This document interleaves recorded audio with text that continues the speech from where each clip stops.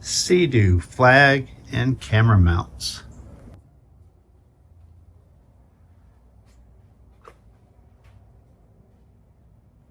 They're for everybody but you. Let me explain. Stick around. I really want you guys to see this because it'll answer some questions on 3D printed mounts, metal mounts, and everything. Here we go.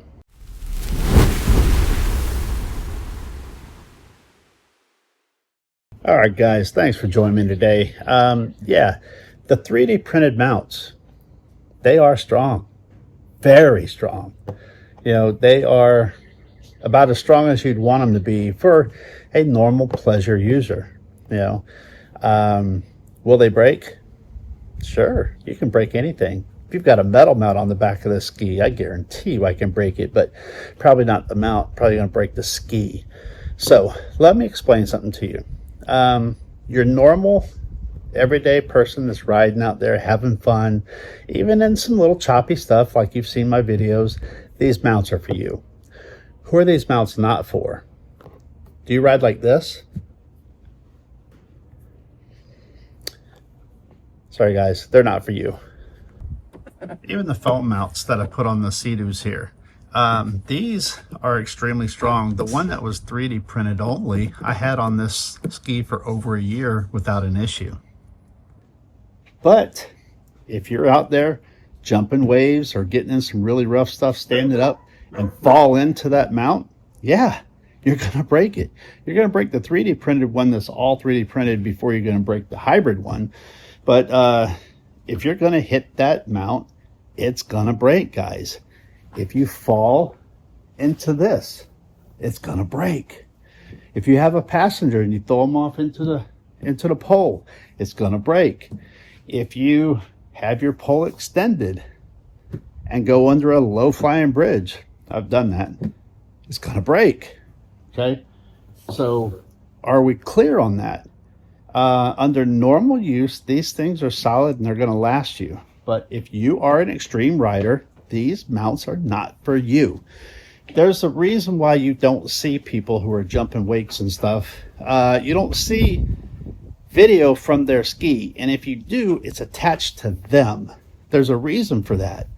All the video you see of these guys jumping wakes and stuff, the video is from somewhere else, not anywhere near their ski. It's usually somebody else on another ski or a drone and so on. There's a reason, because they're gonna break. I don't care what the mount's made of.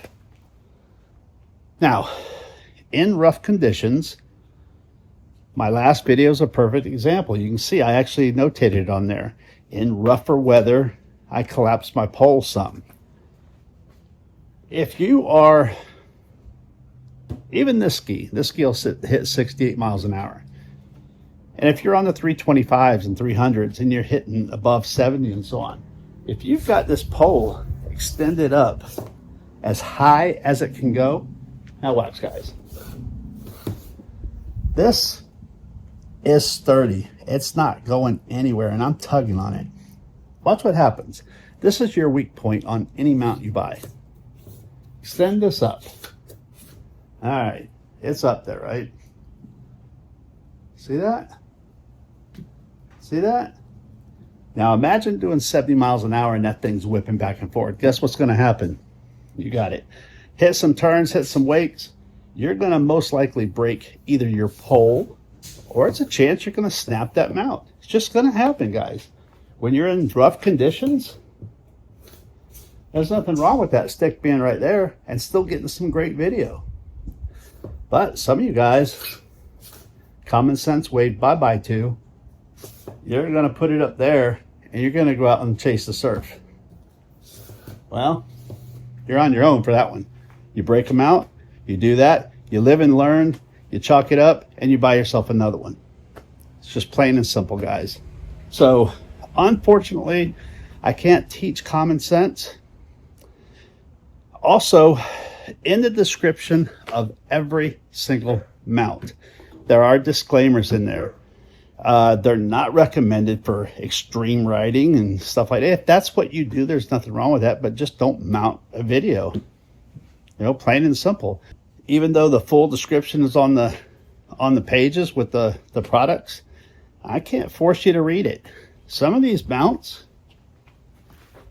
like this one here, they come with a QR code. Scan it for the installation so you don't over tighten things and screw the mount up from the start. This one comes with a QR code. It's real simple, guys. You scan that code, it's going to take you to an installation video with me showing you exactly what to do and what not to do. But guess what?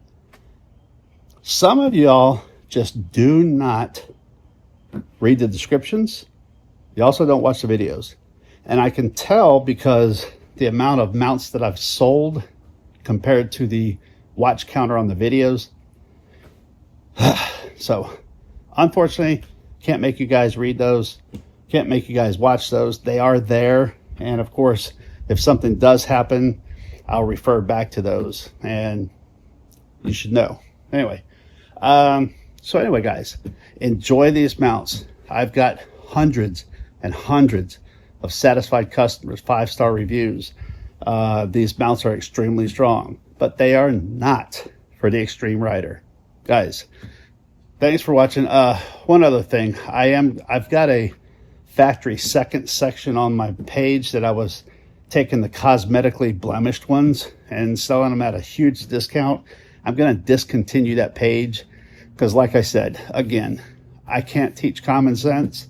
So I think it's better all around if I just discontinue that portion. So, and on the phone mounts here, they work extremely well.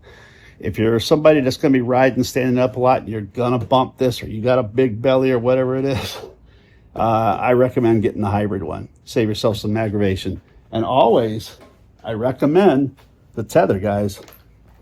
Thanks for watching. Hit that subscribe button. We'll talk to you on the water.